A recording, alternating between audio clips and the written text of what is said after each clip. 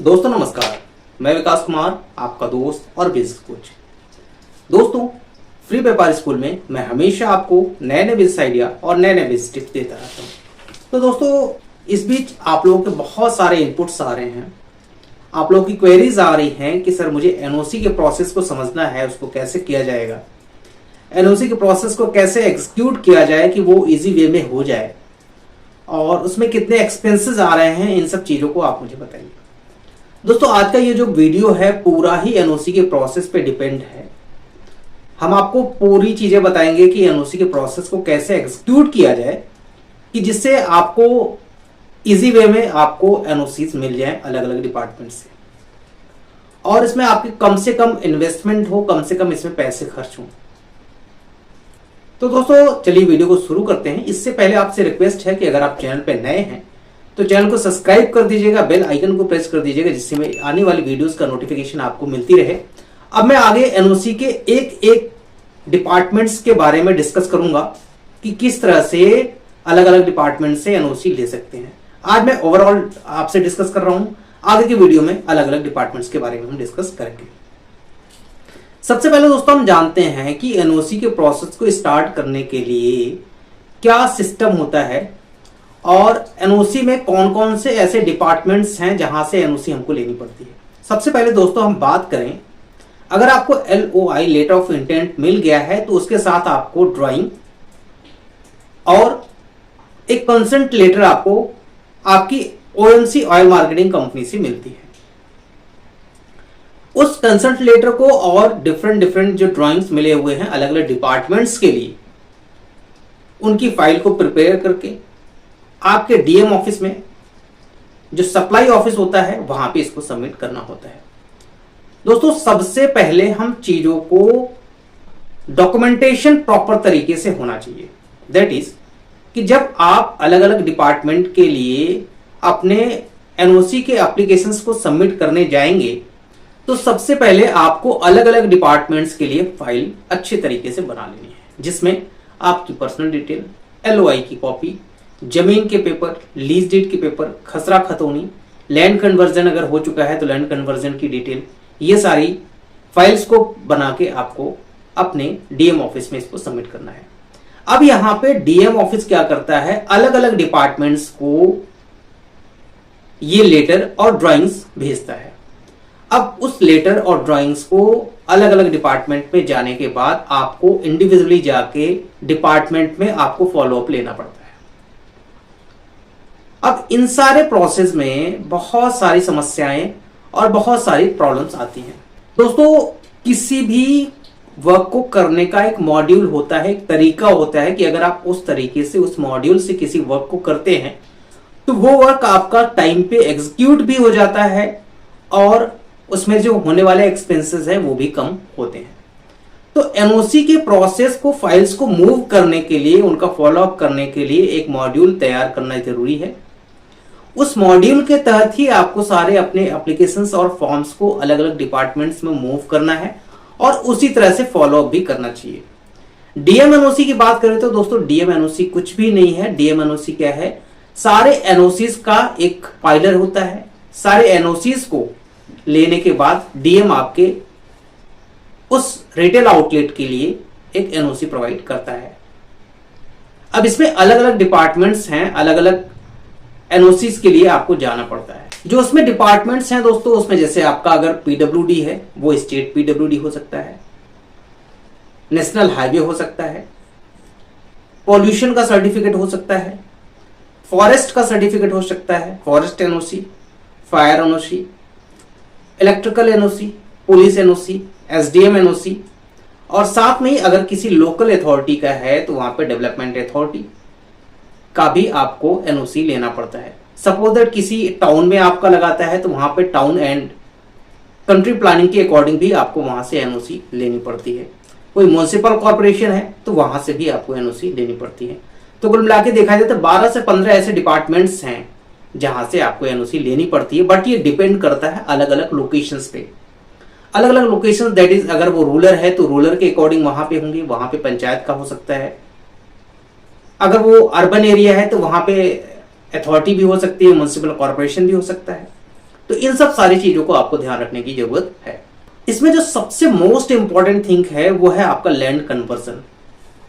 कई स्टेट्स में ऐसा है कि लीज करवाने से पहले ही आपको अपने जमीन का डाइवर्जन दैट इज कन्वर्जन करवाना पड़ता है। एग्रीकल्चर लैंड को नॉन एग्रीकल्चर लैंड में कन्वर्ट कराना पड़ता है। उसके लिए कई सारे प्रोसेस हैं, कई सारे स्टेप्स हैं। तो हम आज सबसे पहले इस पर डिस्कस करेंगे कि लैंड कन्वर्जन के क्या प्रोसेस हैं। दोस्तों अलग अलग स्टेट में अलग अलग प्रोसेस हो सकते हैं, तो मैं कुछ स्टेट की इसको आपको डिफाइन करूंगा, उनके प्रोसेस को समझाऊंगा कि अगर आपको लैंड कन्वर्जन करवाना है तो कैसे आप उसको करवा सकते हैं। लैंड कन्वर्जन की बात करें तो हर एक स्टेट के अपने अलग अलग रूल और रेगुलेशंस होते हैं। हम बात कर रहे हैं जैसे यूपी की बात करें तो वहां पे एक है 143 सेक्शन 80C। उसमें क्या है कि लैंड यूज को चेंज करते हैं। अगर वो एग्रीकल्चर है तो उसको नॉन एग्रीकल्चर में कन्वर्ट किया जाता है। नॉन एग्रीकल्चर में कन्वर्ट करने के लिए उसमें क्या क्या प्रोसेस होते हैं, इन सारी चीजों को आपको समझने की जरूरत है। तो मैं आपको बताता हूं कि किस तरह से लैंड कन्वर्जन किया जाता है। दोस्तों लैंड कन्वर्जन करने के लिए सबसे पहले तो वो जो लैंड है, जो खसरा नंबर है या खतौनी नंबर है, उसमें जितने भी लैंड होल्डर हैं, जितने भी ओनर और को ओनर्स हैं, सबके अपने सेल्फ डिक्लेरेशन के एक फॉर्म होता है, उसको आपको फिलअप करना पड़ता है। इसके साथ ही जो उस एरिया का मैप होता है, उस जमीन का मैप होता है जो रेवेन्यू डिपार्टमेंट का होता है, वो मैप आपको अटैच करना पड़ता है। साथ में ही वहां का सर्कल रेट क्या है, इसका भी आपको डॉक्यूमेंट अटैच करना पड़ता है। ये डॉक्यूमेंट आपको एसडीएम के द्वारा इसको आप ले सकते हैं। साथ में ही अपडेटेड खसरा सर्टिफिकेट और अपडेटेड खतौनी का सर्टिफिकेट भी आपको अटैच करना पड़ता है। ये सारी चीजें डॉक्यूमेंट्स एक अच्छे से फाइल बनाने के बाद इसको आपको एसडीएम के पास ऑनलाइन या ऑफलाइन इसको सबमिट करना पड़ता है। जब एसडीएम को आप ये अपनी फाइल्स को सबमिट कर देते हैं तो एसडीएम उसको रिव्यू करता है और रिव्यू करने के बाद जो वहां के तहसीलदार होते हैं उनको वो फॉरवर्ड कर देता है कि आप उस साइट का इंस्पेक्शन करें। तहसीलदार क्या करता है कि वहां का जो लोकल पटवारी होता है या फिर लेखपाल होते हैं उनको ये फॉरवर्ड कर देता है। लेखपाल या पटवारी आपकी उस एरिया में आपकी उस जमीन को वेरीफाई करते हैं, वहां के सर्कल रेट को देखते हैं, उनके सारे जितने भी कोर्नर्स हैं उनसे वो डिस्कस करते हैं, उनसे जाके डायरेक्टली मिलते हैं कि कोई आपको ऑब्जेक्शन तो नहीं है, इन्होंने एक फाइल लगाई हुई है, क्या इससे आपको कोई दिक्कत तो नहीं है। इस तरह से करने के बाद एक रिपोर्ट फिर रिवर्स प्रोसेस में जाती है। रिवर्स प्रोसेस दैट इज कि वो जो पटवारी या लेखपाल है वो रिपोर्ट लगाते हैं तहसीलदार को और तहसीलदार रिपोर्ट लगाते हैं एसडीएम को, सब डिविजन ऑफ मजिस्ट्रेट को। इसके बाद क्या होता है कि अगर उसमें कोई क्वेरी है तो एसडीएम उस क्वेरी को तहसीलदार को भेजता है और उस क्वेरी को जल्दी से जल्दी रिजॉल्व किया जाता है। विद इन 7 डेज या 8 डेज में उस क्वेरी को रिजॉल्व किया जाता है। ये सारी चीज होने के बाद जो है एसडीएम उसका फीस कैलकुलेशन करवाते हैं जो रजिस्ट्रार के थ्रू होता है। वहां का जो भी फी होता है, जैसे यूपी का फीस है, जो भी आपकी प्रॉपर्टी है उसका 2% आपको देना पड़ता है एग्रीकल्चर से नॉन एग्रीकल्चर करवाने के लिए। अलग अलग स्टेट का अलग अलग अपना फीस होता है, अलग अलग पर्पज के लिए अलग अलग फी होता है। तो इसमें 2% आपको फी सबमिट करवानी पड़ती है। 2% फीस सबमिट करवाने के बाद डॉक्यूमेंटेशन प्रॉपर करने के बाद इसमें अप्रॉक्स 20 से 25 दिन का टाइम लगता है और इसके बाद आपको सर्टिफिकेट इशू हो जाता है। अब हम बात करें कि राजस्थान में क्या प्रोसेस है, राजस्थान की भी हम डिस्कस करते हैं।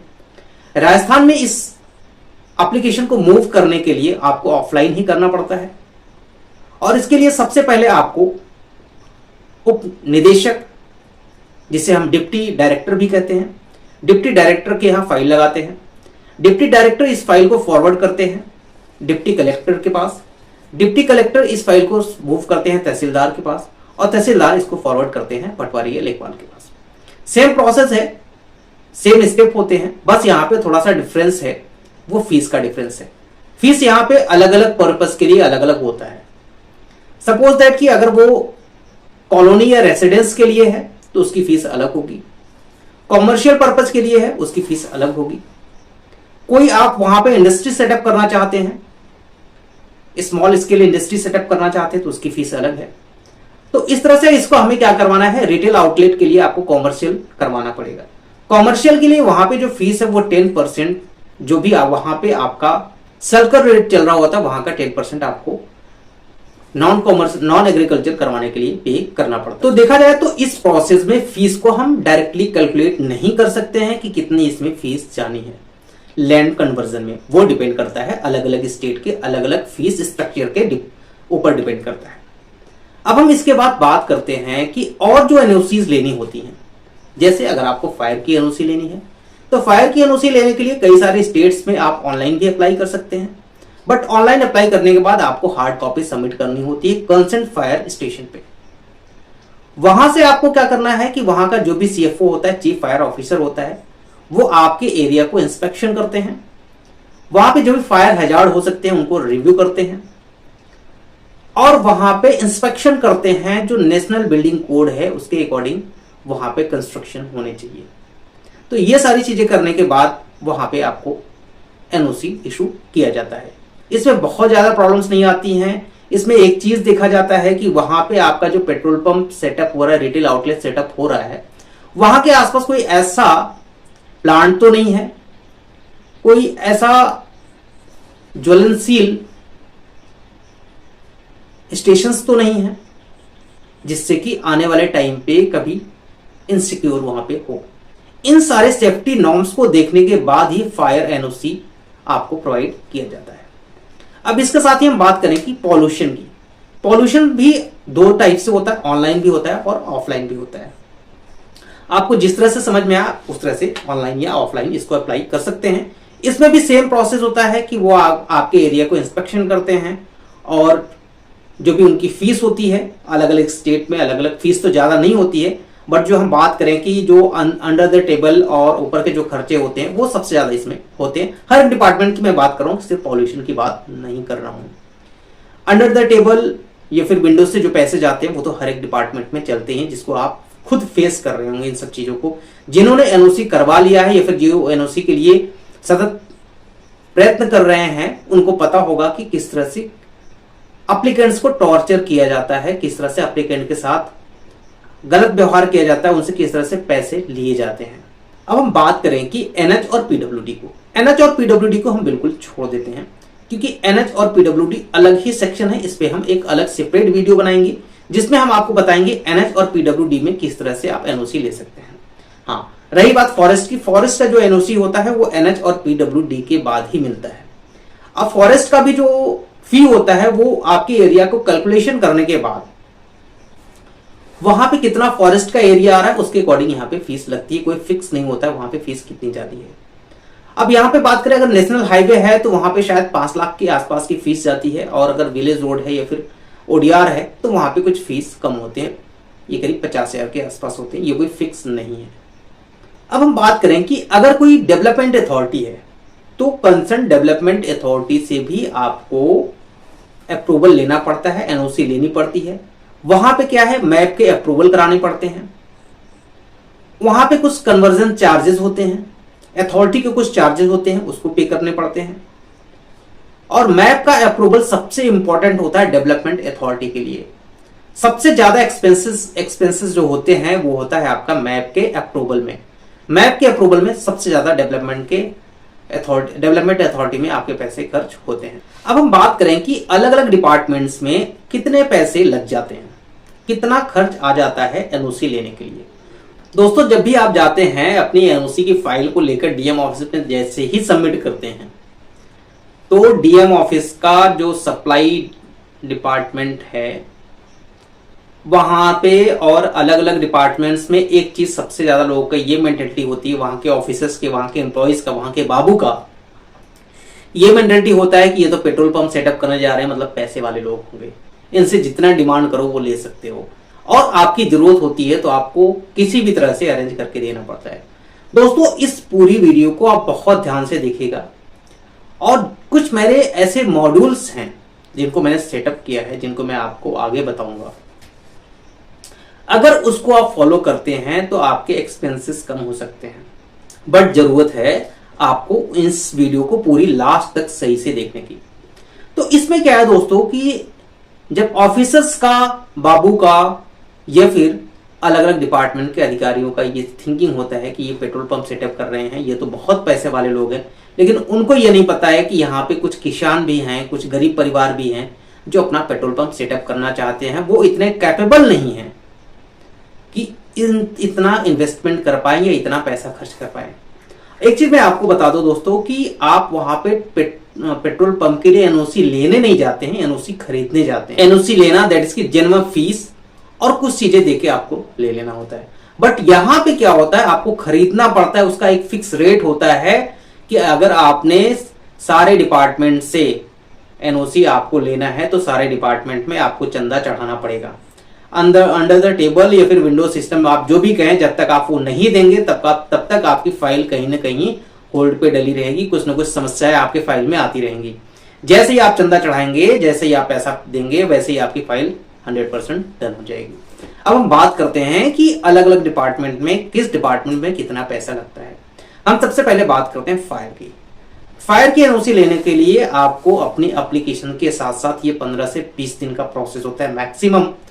इसमें जो पैसे की बात करें तो कम से कम 20 से 25 हजार रुपए आपके इसमें खर्च हो सकते हैं। सेम बात करें कि पॉल्यूशन की बात करें तो पॉल्यूशन के लिए भी आपको 20 से 25 हजार रुपए के आसपास का इन्वेस्टमेंट या आसपास खर्च हो सकते हैं। किसी किसी स्टेट में, किसी किसी डिस्ट्रिक्ट में हो सकता है थोड़े कम हो, थोड़े ज्यादा हो, बट ये मान के चलिए कि कम से कम 20 से 25 हजार रुपए आपके खर्च होने हैं। अब हम बात करें कि एसडीएम, जो एसडीएम आपको एनओसी देते हैं, आपकी लैंड को वेरीफाई करते हैं, इसके बाद वहां पे एनओसी देते हैं। यहां पे सबसे इंपॉर्टेंट काम एसडीएम का होता है। तो वहां पे भी आप ये मान के चलिए कि 20 से 30 हजार रुपए के आसपास आपके इसमें खर्च आ जाते हैं एसडीएम एनओसी लेने में। अब हम बात कर लेते हैं कि पुलिस की एनओसी लेने में भी करीब 20 से 25 हजार रुपए, जिसे हम एसपी एनओसी भी, एसएसपी एनओसी भी कहते हैं, 20 से 25 हजार रुपए यहाँ पे भी लग जाता है। अब इसी तरह से जो आपका फॉरेस्ट का होता है, फॉरेस्ट का तो कुछ फिक्स नहीं है, वहां के अलग अलग डिपार्टमेंट्स, फॉरेस्ट में कुछ अलग ही होता है। फॉरेस्ट का जो होता है वो सर्कल रेट के अकॉर्डिंग होता है, तो वो आपको पे करना पड़ेगा। अब यहाँ पे जब सारी एनओसी आ जाती हैं, अब यहाँ पे बात आती है कि आपको डीएम एनओसी कैसे मिलेगी। सारे डिपार्टमेंट से एनओसी आने के बाद भी डीएम एनओसी आपको नहीं प्रोवाइड करते हैं। क्यों? क्योंकि जब भी आप जाएंगे तो डीएम आपको बोलेंगे आप जाके सप्लाई डिपार्टमेंट से बात कीजिए। सप्लाई डिपार्टमेंट बोलेगा कि अभी ये फाइल नहीं तैयार है, अभी वो फाइल तैयार नहीं है। डायरेक्टली आपसे कोई भी पैसा नहीं मांगेगा। और ये जो मैं आपको एक फिगर बता रहा हूं कि इतना पैसा लगता है, ये आप लोगों के ही इनपुट हैं, आप लोगों ने ही मुझे बताए हैं, मैं कोई अपनी तरफ से नहीं बता रहा हूं। डीएम एनओसी की बात करें तो आज की डेट में अगर आपका कोई लिंक, आपका कोई अधिकारियों से पहचान नहीं है, आपका कोई राजनीतिक जान पहचान नहीं है, तो इस केस में आपको 3 से 5 लाख रुपए का खर्च आ सकता है। अगर आपका कोई राजनीतिक जान पहचान है, आपका अधिकारियों से कोई जान पहचान है, तो शायद कुछ कम हो सकता है। और ये जो छोटे छोटे एनओसीज होते हैं, अगर आपका किसी अच्छे अधिकारी से जान पहचान है या फिर राजनीतिक आप हैं, तो वो जल्दी जल्दी हो जाते हैं। तो 3 से 5 लाख रुपए के आसपास का आपका खर्च इसमें आता है। अब हम बात करते हैं कि ओवरऑल एनओसी लेने में कितने पैसे खर्च होते हैं। ओवरऑल एनओसी की बात करें तो दोस्तों जो एनओसी होता है वो डिपेंड करता है लोकेशन पे। सपोज दैट कोई ऐसी लोकेशन जो रूरल है, जहां पे किसान सेवा केंद्र है, वहां पे 4 से 5 लाख रुपए, 4 से 6 लाख रुपए के बीच में एनओसी आपको सारी मिल जाती है। बट अगर वो रेगुलर है, नेशनल हाईवे है, या नॉन कॉम्प्लायंसेस वाले हैं, जहां पे कुछ कॉम्प्लायंसेस कंप्लीट नहीं हो रहे हैं, ऐसे केसेस में कम से कम 15 से 16 लाख रुपए के आसपास का इन्वेस्टमेंट इसमें आ जाता है एक नॉर्मल एनओसी लेने में। दोस्तों अगर आपकी कोई क्वेरी है तो आप मुझसे डायरेक्टली भी कांटेक्ट कर सकते हैं। मैं आपको वो मॉड्यूल बता सकता हूँ, वो तरीके बता सकता हूँ जहां पे आपके कुछ पैसे कम खर्च हो सकते हैं। तो दोस्तों फ्लैश पे मेरा नंबर चल रहा है, अगर आप चाहते हैं तो मेरे से पेड कंसल्टेंसी ले सकते हैं। और प्लीज इस चीज पे आप फोकस करें कि ये सिर्फ और सिर्फ पेड कंसल्टेंसी है। जिनको भी पेड कंसल्टेंसी चाहिए वही कॉल करें। और बहुत सारे ऐसे कॉल्स आते हैं जो डिस्टर्ब करते हैं, तो प्लीज आप लोग डिस्टर्ब ना करें। जिनको पेड कंसल्टेंसी लेनी हो वही कॉल करें, ठीक है। तो दोस्तों आगे की वीडियो में एक एक टॉपिक पे एक एक डिपार्टमेंट के बारे में बताऊंगा। आप मुझे कमेंट करके बताइएगा किस डिपार्टमेंट के बारे में मुझे बताना है। जिस पे मैक्सिमम कमेंट होगा उसी डिपार्टमेंट के बारे में मैं एनओसी के प्रोसेस को कंप्लीट करूंगा। और इस तरह से कंप्लीट करूंगा, विद डॉक्यूमेंटेशन करूंगा कि लैंड कन्वर्जन में कौन कौन से फॉर्म लगते हैं, कौन कौन से फॉर्म फिलअप करने होते हैं, और मैं एक एक चीजों को उसमें कंप्लीट करने वाला हूं। ठीक है, तो दोस्तों मिलते हैं नेक्स्ट वीडियो में, तब तक के लिए धन्यवाद।